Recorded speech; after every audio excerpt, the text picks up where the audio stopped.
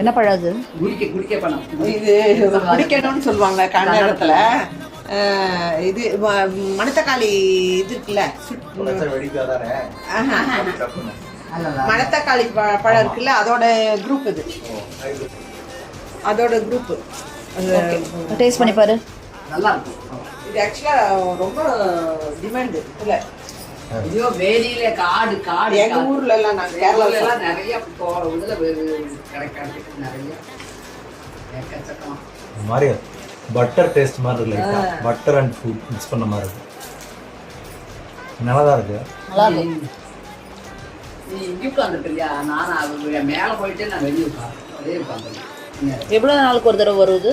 இது நிறைய காய்க்கு நிறைய வச்சிருக்கு. அது ஆனால் பெரிய செடி ஒன்று பெருசா பறந்து வரும். ரெடிமேட் வச்சிருக்கேன் நம்ம சாப்பிட்றோம்.